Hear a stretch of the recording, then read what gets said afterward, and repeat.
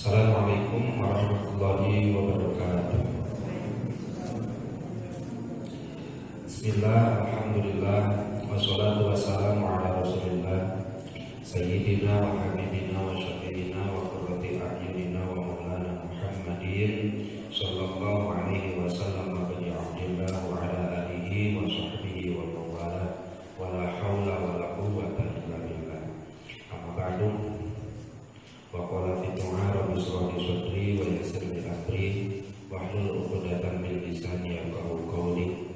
Allahumma sakhkhir lana lisana sidqi waj'alhu mahallal fahmi lil khitabi wa nutqa bis shawabi wal amala bis sunnati wal kitabi walhamdulillah rabbil alamin. Bapak-bapak jamaah yang saya hormati, alhamdulillah pada kesempatan ini puja, puji dan syukur kita teruntuk hanya untuk Allah Subhanahu wa taala. Shalawat berkangkaikan salam pun semoga selalu tercurah limpahkan ke junjungan kita Habibana wa Nabiyana wa Maulana Muhammad sallallahu alaihi wasallam, pada keluarganya, kepada sahabat tabi'in, tabi'ut tabi'in, dan mudah-mudahan juga sampai kepada kita selaku umat. Yang mana pada kesempatan kali ini alhamdulillah kita sudah sampai ke hikmah yang selanjutnya dari Hikam Ibnu Athaillah As-Sakandari. Yang mana hikmah ini kalau sebagian ulama yang menghitungnya itu adalah al-hikmatu as-sadisata asyarata, hikmah yang ke-16. Jadi perjalanan kita itu alhamdulillah sudah sampai 16 hikmah kan. 16 hikmah itu lamun di minggu mungkin udah 16 minggu kita ngaji gitu. Tapi yang mudah-mudahan dari apa yang telah terlewati semuanya ini bisa kita amalkan. Setelahnya kita pahami, yang bisa kita amalkan, dan mudah-mudahan kita termasuk golongan orang-orang yang beruntung, dan mudah-mudahan keberkahan dari pengajian ini itu terbentuk dan kembali lagi kepada kita yang mengaji, khususnya umumnya kepada keluarga kita, masyarakat-masyarakat yang berada di sekitar kita. Amin ya Allah ya Rabbal alamin. Kita langsung saja menuju hikmah yang ke-16 ini. Ini termasuk hikmah yang paling panjang. Jadi kalau Bapak nanti punya kitabnya, nah ini adalah hikam yang paling panjang di kitab hikam itu ya hikmah ke-16 ini. Secara garis besar hikmah ke-16 ini adalah pertanyaan yang dibarengi dengan kekagetan. Seorang ulama yaitu Syekh Ibnu Athaillah As-Sakandari kaget seraya bertanya, kok bisa seseorang masih terhijab kepada Allah Subhanahu wa taala? Kok masih bisa seseorang terhalang dari menyaksikan Allah Subhanahu wa taala? Kenapa? Ini salah satunya ada 10 dalil yang disebutkannya, tapi kita tidak akan bahas semuanya dulu, banyaknya nyicil saja. Yang pertama, hikmahnya berbunyi, kaifa yatasawwaru ayyuhjibahu syai'un wa huwa alladzi azhara kulla syai'in. Kaifa, bagaimana, yatasawwaru tergambar di dalam hati, tergambar di dalam pikiran, ayyuhjibahu syai'un, Allah terhijab, Allah terdinding, terhalangi oleh sesuatu. Wa huwa alladzi azhara kulla syai'in, sedangkan Allah adalah yang mewujudkan, yang menzahirkan, yang menciptakan segala sesuatu.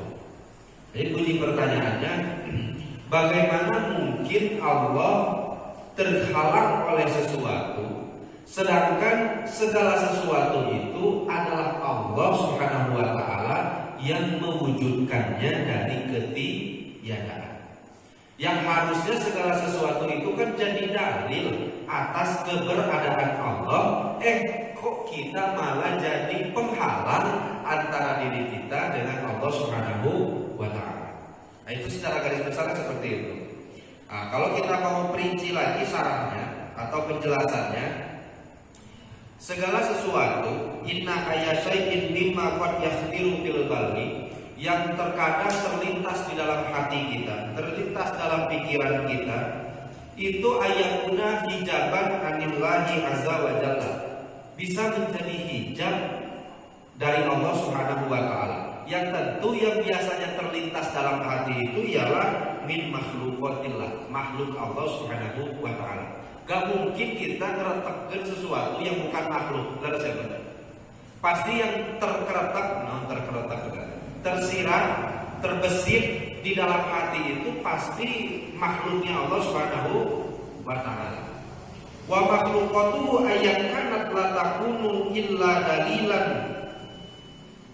Pakai ala wujudihi, pakai payakunu ad-dalilu ala Allah hijaban laka an ru'yatihi wa idraki wujudihi. Yang sedangkan makhluk itu pada hakikatnya diadakan oleh Allah Subhanahu wa taala sebagai dalil, sebagai petunjuk akan keberadaan Allah Subhanahu wa taala. Hari ini kita matibanya malah jadi penghalang, malah jadi dinding antara kita dengan Allah Subhanahu wa taala. Sampai-sampai kita itu yang harusnya fungsi utama dari hati kita ini adalah syuhudullah, yaitu menyaksikan Allah Subhanahu wa taala, semuanya jadi tidak berfungsi normal seperti hakikat di penciptaannya atau tujuan dari diciptakannya hati, ya karena sababia banyaknya yang menempel di dalam hati yang notabene semua itu adalah segala sesuatu selain Allah Subhanahu wa taala. Jadi kalau ada yang bertanya, ma wajhu dilalatil mawjudati ala wujudi khaliqillah, apakah alam ini dalil akan wujudnya Allah Subhanahu wa taala? Benar atau tidak? Betul ya, Pak. Dalil yang Allah Subhanahu wa taala persediakan untuk kita, yang siapkan untuk kita, salah satunya adalah adanya alam semesta ini, makhluknya Allah Subhanahu wa taala. Dari yang mulai kelihatan sampai yang enggak kelihatan, semuanya kan sepakat, Pak. Hal itu berawal dari ketidakadaan. Ya salah satunya lah. Salah satunya bumi yang kita injak sekarang ini ada dulunya atau memang ada tidak adanya. Dulu kala bumi ini memang berawal dari ketiadaan atau memang sudah seperti ini dari dulunya.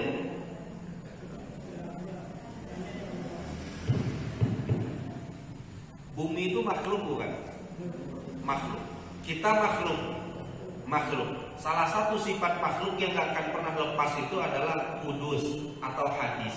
Hadis itu baru itu adalah al-wujud ba'dal adam, ada setelah tiada. Maka kalau kita ada setelah tiada, maka seluruh ciptaan pun ada setelah tiada. Makanya kan konsep-konsep terciptanya dunia, terciptanya bumi, planet-planet itu kan banyak, Pak.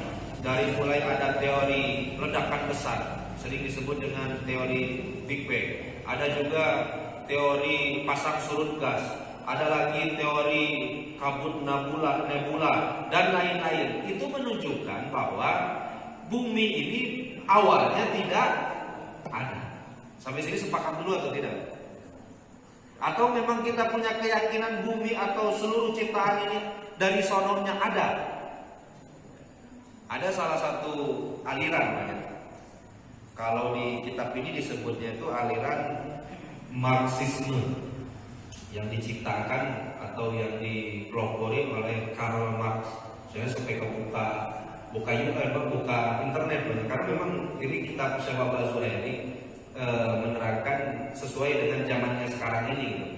Ada satu aliran yang mereka itu punya anggapan anna hazihil mawjudati mutawalidatun ba'duha min ba'din biduni bidayatin wa ila ghairi nihayatin, bahwa segala sesuatu yang ada di muka bumi ini itu sifatannya mutawalidah, ba'duha min ba'din, artinya saling menciptakan sesuatu dengan sesuatu yang lainnya.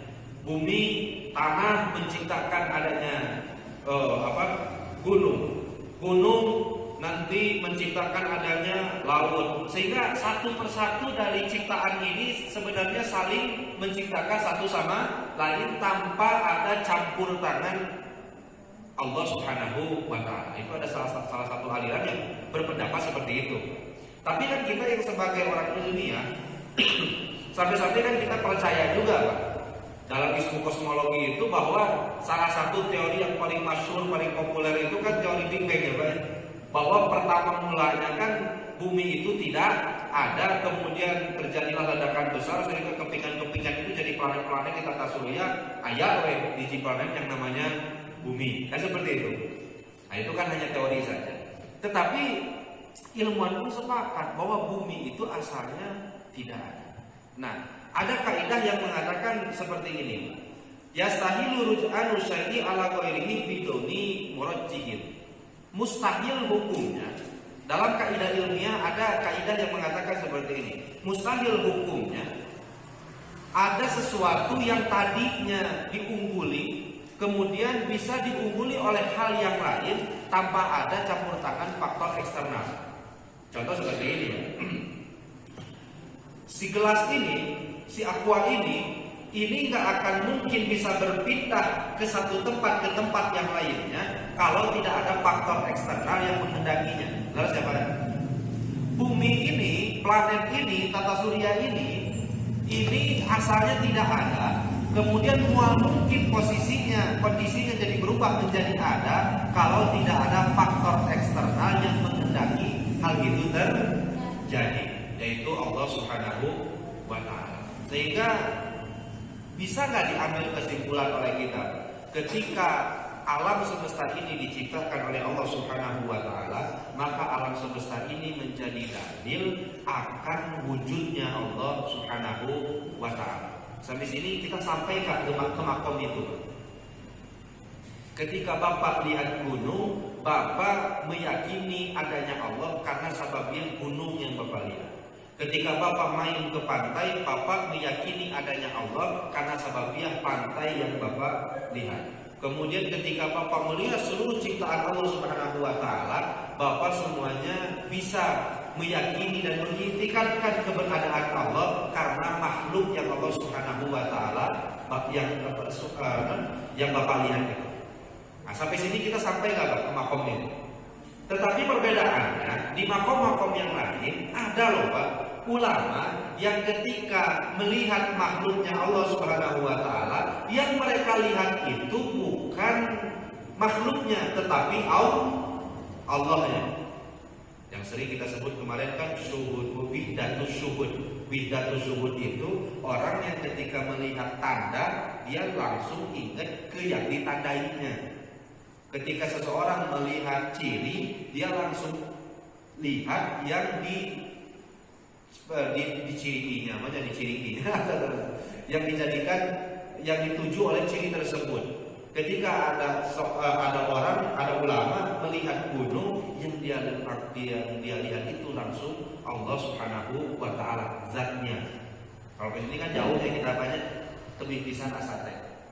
Kita turunkan statusnya atau derajatnya. Tapi juga ada sebahagian hamba Allah Subhanahu wa Ta'ala ketika melihat makhluknya Allah Subhanahu wa Ta'ala, yang dilihat itu adalah sifatnya Allah, asma'nya Allah.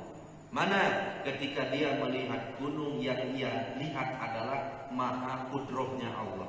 Ketika ia melihat ciptaan Allah yang lainnya, yang ia lihat adalah kemaha kuasaannya Allah, kemaha irodahannya Allah, kemaha hebat luar biasaannya Allah Subhanahu wa Ta'ala. Untuk sampai ke sini kita nepi juga atau tidak? Insya Allah.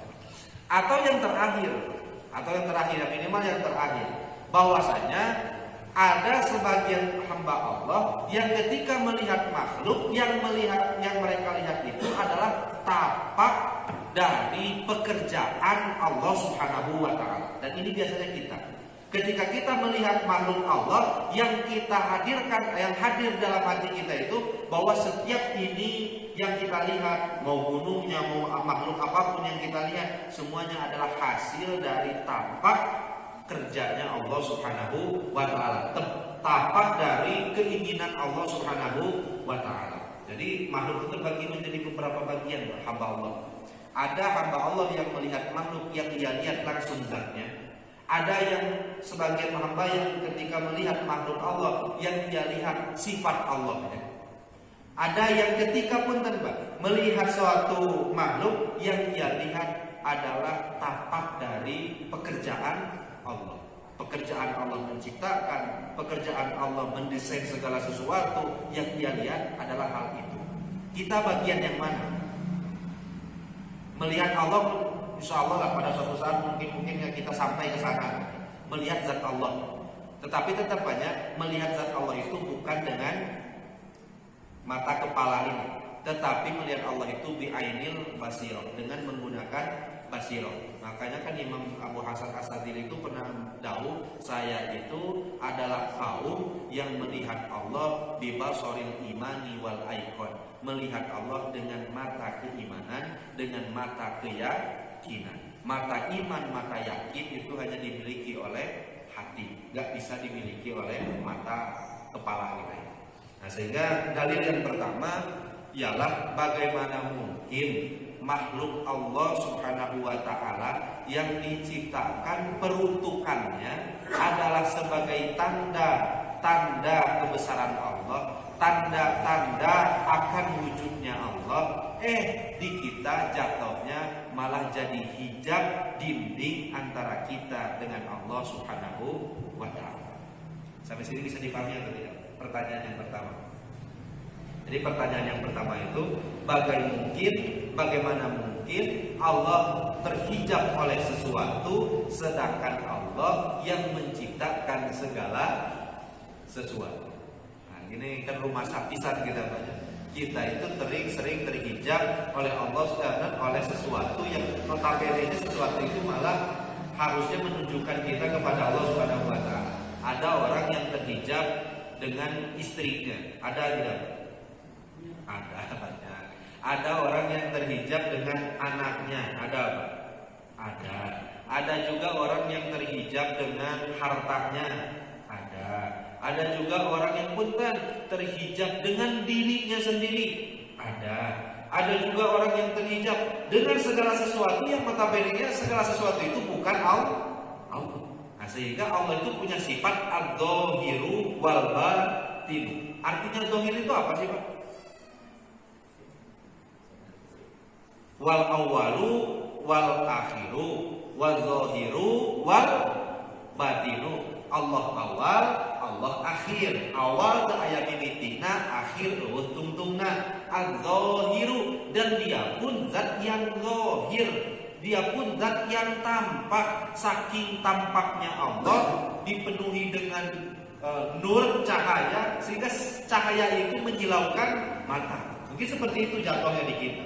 Sedangkan Allah Subhanahu wa ta'ala itu punya sifat az-zahiru, yang tampak, tidak terhalangi oleh sesuatu apapun. Tetapi kok sampai sekarang kita belum pernah melihat Allah. Itu hebatnya Allah Subhanahu wa ta'ala. Okoh nu ngahalangan, tapi dugi kakiwari kurang belum pernah melihat zatnya Allah Subhanahu wa ta'ala. Nya zahir, nya batin. Berarti Allah itu dohir bagi siapa? Bagi sebahagian hambanya. Berarti Allah pun batin itu samar, gak kelihatan. Iya, bagi bagi sebahagian makhluknya. Sehingga kita tuh sifat Allahnya kita tuh dohir atau batin ya? Masih batin ya gitu. Nah, sebahagian hamba itu sudah memiliki sifat zahirnya Allah Subhanahu wa ta'ala. Artinya mereka melihat Allah Subhanahu wa ta'ala bi'ainil basirah, dengan menggunakan mata hatinya. Dan mudah-mudahan kita pun termasuk golongan yang mudah-mudahan mendapatkan karunia tersebut ya Pak. Amin. Ya Allah ya Rabbal alamin. Sampai sini ada pertanyaan dulu atau tidak? Atau mau lanjut dulu? Cekap. Lanjut dulu. Selanjutnya, kaifa yatasawwaru ayyuhjibahu syai'un wa huwa alladzi dhahara bi kulli syai'in.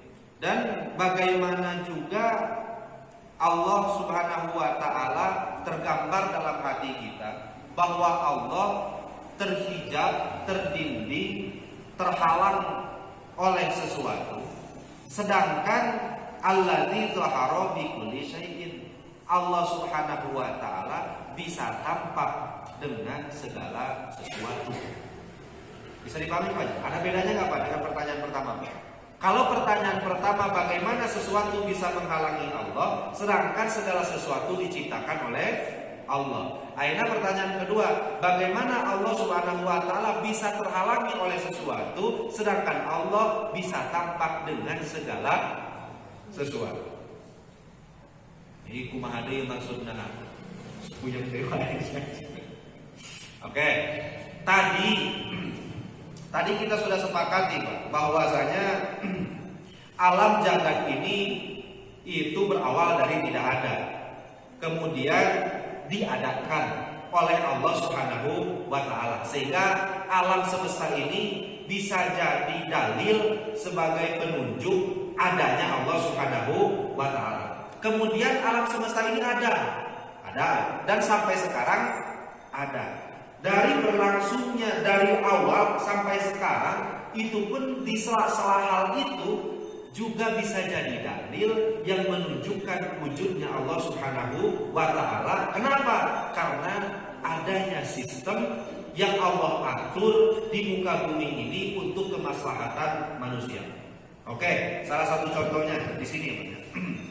Dicontohkan bumi yang kita pijak ini setiap makhluk yang Allah Subhanahu wa taala ciptakan mempunyai tugasnya masing-masing yang telah Allah Subhanahu wa taala janjikan kepada dia atau perintahkan kepada dia. Contoh gini, bumi ini salah satu hal yang paling bisa kita rasakan sampai saat ini adalah oksigennya. Oksigen itu ada dua hal disebutkan di sini yang menyebabkannya. Yang pertama, dari mana dapat manusia menghirup oksigen? Itu disediakannya oleh siapa dan dihasilkan melalui sababiah apa? Ternyata melalui sababiah atmosfer yang melindungi bumi kita ini. Atmosfer yang melindungi di dunia kita ini itu menghasilkan oksigen yang nempikan dugi ka ayeuna teu seep. Selain menghasilkan oksigen, ternyata atmosfer juga bisa melindungi kita dari hal-hal yang berbahaya, dari mulai jatuhnya meteor, bahkan punten dari sengatan matahari pun dilindungi oleh atmosfer. Itu apakah otomatis semenjak diadakan atau ada yang merintahkannya? Ada yang merintahkan, tentu. Kemudian Bapak lihat tatangkalan. Tatangkalan punya tugas tidak? Apa tugasnya tumbuh-tumbuhan itu? Dia menyerap setiap hembusan napas manusia. Karena kan kita itu punya darah darah yang mengalir dari tubuh kita ini semuanya merambat ke seluruh tubuh itu mengantarkan nutrisi, kemudian mengantarkan oksigen ke seluruh tubuh itu melalui darah. Matanya Bapak kurang darah, rada puyeng karena oksigennya kurang. Kan gitu kan? Secara ilmu biologi lah kedokteran dana. Nah, sekarang darah yang kemudian mengalir ke sana kemari itu disaring juga oleh ginjal gitu. Sehingga bisa disaring mana yang kotornya, mana yang bermanfaatnya. Kemudian dari sisa-sisa makanan, sisa-sisa sel yang tidak kepake dihembuskan melalui nafas. Makanya kata Kanjeng Rasul ketika bersin itu ucapin alhamdulillah. Kenapa? Karena termasuk nikmat dari Allah Subhanahu wa taala. Karena dengan sababiah bersin, seberapa banyak virus, seberapa banyak kotoran yang kita hembuskan keluar. Makanya mun bersin itu harus ada adabannya. Adabannya. Terus siapanya? Yo mah bersin hareupeun beunteun batur. Hareupeun buka baturnya mah. Panginten aya adab-adaban hari kitu mah. Kenapa? Karena yang dikeluarkan itu punten banyak sesuatu yang tidak bagus, bakteri dan lain-lain. Dan salah satunya ketika Bapak ngirup napas, yang Bapak hirup apa? Oksigen. Kemudian ketika Bapak hembuskan, yang Bapak keluarkan apa? Oksigen kena itu. Karbon dioksida. Dan tumbuhan itu adalah salah satu tugasnya harus menyerap karbon dioksida yang ada di manusia, dan ketika dia nanti beres menyerap harus mengeluarkan oksigen otomatis, atau ada yang mengaturnya. Harus ada yang mengaturnya. Yang mengaturnya tentu yang menciptakan Allah Subhanahu wa Ta'ala. Sampai sini bisa dipahami. Jadi dari tidak ada menjadi adanya dalil akan wujudnya Allah. Setelah adanya pun jadi dalil akan wujudnya Allah. Kenapa? Karena ada sistem yang diatur oleh Allah Subhanahu wa Ta'ala. Ada perintah yang diembankan oleh Allah ke setiap masing-masing makhluknya Allah Subhanahu wa Ta'ala. Dari mulai gunung yang Allah ciptakan. Itu tugas gunung buat apa? Pajangan nungkul gitu. Atau sebagai apa? Sebagai pasak bumi. Wal jibala au tada, dijadikan paku Allah Subhanahu wa Ta'ala, yang kalau paku itu Bapak cabut tak paku, maka bumi itu tuh lantarobat akan bergetar. Kemudian dipasang paku Allah berupa gunung. Buat apa? Agar kita sebagai manusia yang bakal calon menjadi khalifah di muka bumi ini tentram, tenang, damai, menjalani kehidupan di muka bumi ini. Laras ada pindah. Kemudian kata Allah Subhanahu wa Ta'ala dalam Al-Qur'an, "Wasakhkhara lakumus syamsa wal qamara." Wasakhkhara lakumus syamsa wal qamara da'ibaini. Allah ciptakan matahari, Allah ciptakan bulan. Allah ciptakan matahari dan bulan da'ibaini, yang kedua-duanya beredar di porosnya masing-masing. Pernah ketabrakan di bumi? Belum.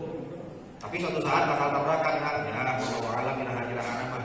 Yang penting bukan bagian kita ya, atau sudah. Ada apa bagian umat akhir zaman. Kemudian matahari diciptakan, bulan diciptakan, yang dua-duanya beredar di porosnya masing-masing dan tidak saling bertubrukan. Dari tidak ada menjadi adanya dalil, ketika adanya pun jadi dalil akan wujudnya Allah Subhanahu wa Ta'ala. Bahkan Allah Subhanahu wa Ta'ala disindir lagi dalam Al-Qur'an, surah Al-Luqman. Alam tarau annallaha sakhkhara lakum ma fis samawati. Apakah kamu tidak melihat bahwasanya Allah Subhanahu wa Ta'ala sakhkhara, tundukkan. Allah Subhanahu wa Ta'ala tundukkan ma fis samawati, apapun yang ada di langit. Itu buat siapa? Lakum, buat kalian, wahai Bani Adam. Wa ma fil ardi, bahkan seluruh yang ada di muka bumi pun Allah tundukkan buat siapa? Buat kalian. Wa asbagha alaikum ni'amahu dhahiratan wa batinan, dan Allah sempurnakan nikmatnya untuk kalian baik zahir ataupun batin, semuanya li ajrin nas, untuk manusia. Laut dalam beberapa hadis keterangannya itu kalau Bapak nanti baca-baca hadis, itu sebenarnya laut tuh geus kekuatan, lamun ningali nu maksiat tuh hayang-hayang ngeram mere tsunami. Dalam beberapa keterangan gitu. Tetapi oleh malaikat itu stop, jangan. Allah belum memerintahkan hal itu terjadi. Pokoknya mah teu kamu ningali si eta tuh bajingan bisa. Jaga penting maksiat, berana hare-hare baik tobat-tobat, hayang gerak-gerak mayan. Itu yang dikatakan laut setiap hari. Maka mereka juga bertasbih. Laut, gunung, apapun ciptaan Allah Subhanahu wa Ta'ala, mereka pun bertasbih. Tetapi ya latap kobun, kita aja yang gak tahu, kita aja yang gak ngerti. Bahkan gunung-gunung pun sama, gunung-gunung pun sama, bumi pun sama. Makanya kenapa kan ketika nanti ada orang munafik, orang musyrik, orang kafir masuk ke dalam liang lahat itu, kenapa mereka sampai di dedet sadedet-dedetnya? Karena kesalahan mesti baheula. Sia maksiat dina luhureun tongkong urang baheula teu bisa. Nanaon? Ayeuna pisan kesempatanna balas dendamna didedet sadedet-dedet. Nauzubillah, cuma nauzubillah min. Nah, sehingga apapun yang ada di muka bumi ini semuanya diciptakan dari tidak ada menjadi ada. Kemudian setelah ada dibikin sistem oleh Allah Subhanahu wa taala, diberikan perintah oleh Allah Subhanahu wa taala, yang mana perintah itu menuju satu tujuan. Apa tujuannya? Kemaslahatan bagi manusia yang menjadi khalifah di muka bumi. Semuanya sok diperuntukkannya untuk kita. Wasakhara lakum, apalagi tajril fulka fil bahri, artinya lautan bisa kapal bisa berlayar di atas lautan. Itu bukan sababiat kepintaran orang, tetapi ya karena memang Allah Subhanahu wa taala pada saat itu menyuruh laut pokoknya mengayar kapal ulah tenggelamkan. Dan lamun Allah teu izin mah, berapa banyak kapal yang karam di tengah lautan karena memang tak izin Allah. Tetapi karena izin Allah Subhanahu wa taala, jangan tenggelamkan kapal. Dan sampai saat ini maka menjadi hal yang bermanfaat bagi siapa? Bagi manusia jiwa. Sehingga apapun yang diciptakan oleh Allah Subhanahu wa taala ternyata balik manfaatnya terhadap manusia itu sendiri. Sehingga pertanyaannya bisa dipahami atau tidak oleh kita? Bagaimana mungkin kita terhalang oleh sesuatu sedangkan Allah bisa tampak dengan segala sesuatu? Bapak lihat tumbuhan bisa lihat Allah, Bapak lihat makhluk apapun bisa lihat Allah. Kenapa? Karena ada aturan Allah di setiap makhluknya, ada sistem Allah di setiap makhluknya. Itu baru eksternal. Sekarang Bapak perhatikan internal Bapak. Banyak juga gak sistem Allah yang berjalan di dalam tubuh kita? Sampai sekarang banyak sekali. Bahkan tidak terhitung kenikmatan yang Allah berikan di dalam tubuh kita ini. Kalau kita sampai berpikir, bertafakur apa yang Allah Subhanahu wa taala ciptakan, insya Allah kita termasuk dalam salah satu dauhan ulama yang mereka pernah mengatakan bahwa orang yang paling bodoh itu adalah orang yang mencari dalil wujudnya Allah Subhanahu wa taala. Orang yang paling bodoh itu adalah orang yang meminta dalil atas adanya sang pencipta, yang sedangkan dalil tersebut berserakan di mana. Sampai sini bisa dipahami. Dan mudah-mudahan hijab ini segera terlepas dalam basirah kita. Kenapa hijab itu ada? Kembali deui ke hikmah-hikmah yang sebelumnya. Karena banyaknya kotoran yang menempel di kaca mata batin kita, sehingga debu-debu itu menghalangi basirah. Kenapa banyak kaca-kaca yang menempel di dalam hati, debu-debu yang menempel di kaca hati kita? Karena sebabnya kita terlalu banyak syahwatnya. Kenapa kita terlalu banyak syahwatnya? Karena kita sering melalainya, sering lupa Allahnya, jarang zikirnya. Kenapa kita sering lupa Allah? Karena kita sering maksiatnya, gak mau bertaubatnya. Sehingga pangkalnya cuma satu, agar kita bisa bermakrifat kepada Allah. Entah itu ketika melihat sesuatu Bapak lihat zatnya, entah itu ketika Bapak melihat sesuatu Bapak lihat sifatnya, entah itu ketika Bapak melihat sesuatu Bapak jadikan sesuatu itu dalil akan keberadaan Allah Subhanahu wa taala. Hal itu bisa tercapai asal dimotori dengan selalu bertobat kepada Allah Subhanahu wa taala. Kenapa? Karena setiap Bani Adam melakukan dosa akan nukitat fi qalbihi nuktatun sauda, diberi titik hitam di hatinya. Ini kan hadis siapa ya? Diberi titik hitam, bahkan hatta tak luar, sampai seluruh hatinya itu terpenuhi noda hitam. Tetapi kalau dia mau istighfar, mau dia bertobat, maka akan hilanglah titik noda hitam tersebut, mengkilatlah lagi kaca hatinya, yang dengan itu insya Allah fungsi awalnya berfungsi kembali. Bahwa hati kita diciptakan oleh Allah untuknya, segitu. Hati kita diciptakan oleh Allah hanya untuk Allah. Hari urang kan geus lebet Pak, mobil nah teh motor nah teh, pekerjaan nah teh, budak pamajikan nah teh. Maka kata Allah di sini, Allah itu nyiptain jopaini fi qalbi Adam, nyiptain dua hati di dalam tubuh Bani Adam. Gak ciptakan dua hati. Artinya kalau hati bapak ke timur pasti gak mungkin ke barat. Hati bapak ke barat pasti gak mungkin ke timur. Hanya untuk Allah.